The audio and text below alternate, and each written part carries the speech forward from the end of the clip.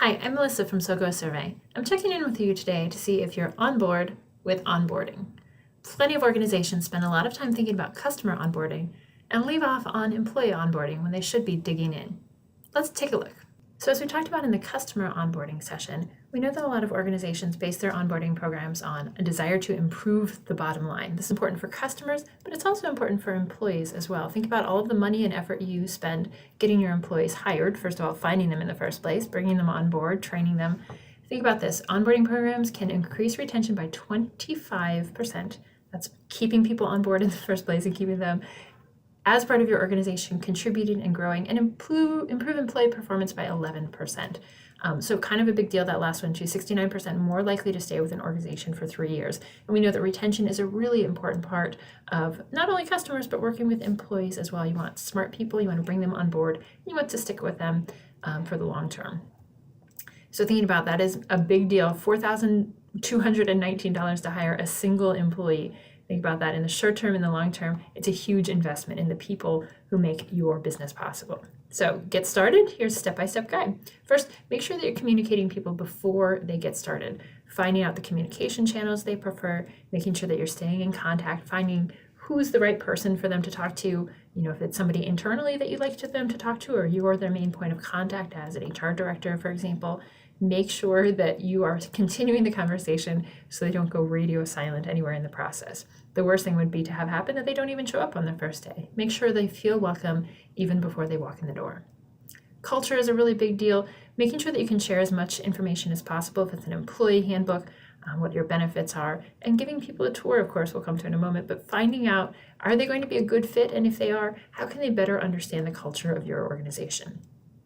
Once they get there, of course, be comfortable with them. Make sure they have comfortable space, coffee, restrooms, whatever it is that they need to find. And also the people that especially the people they're sitting near, making sure that they have access to everything they need from the get-go. Paperwork can take a lot of time and energy, and we know that everyone expects to have almost a pile of it on the first day. If you need to do that, okay, but try and narrow it down to the most important content so you focus on that, just what's absolutely necessary, and come back to the rest later. It can be very overwhelming to try and remember not only everyone's names, but if you've signed all the right documents. So simplify it. A checklist is a really great way to go, making sure they have certain things today and maybe other things in the next few days.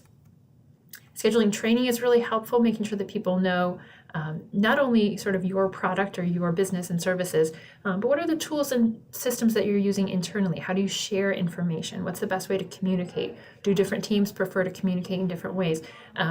Technology is a really, really great tool, as we know, but it can be a lot for people to dive into all at once. So again, a checklist, something like that in your training plan, just making sure they cover everything.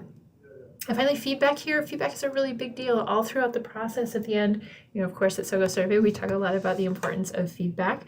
It's not just a biased opinion, it's a fact. If you find out that your new hires are sort of off the track, you would rather find that out pretty soon. So maybe this is connecting them with mentors. Maybe they're keeping a blog. I personally love a blog for new hires, new team members, so we can connect and find out what their questions are along the way. Sometimes it's embarrassing, to come in as a professional and ask what sort of feel like basic questions. But if you're new to an organization, all of those questions are valid, and the organization really needs to provide channels to make sure that feedback can be heard. So kind of a big deal. It does have a huge impact on your bottom line. You want good employees to come in, you want them to stay, and you want them to help build your organization in the long run. So please make sure that employee onboarding is a huge part of your plan. If you want to read more about it, there's a blog link right there. And again, of course, you can always connect with us for other conversations on other topics, on other channels. Thanks so much for connecting with us today. We look forward to seeing you again soon. In the meantime, connect with us on social media at SoGoSurvey or visit our website at SoGoSurvey.com. See you next time.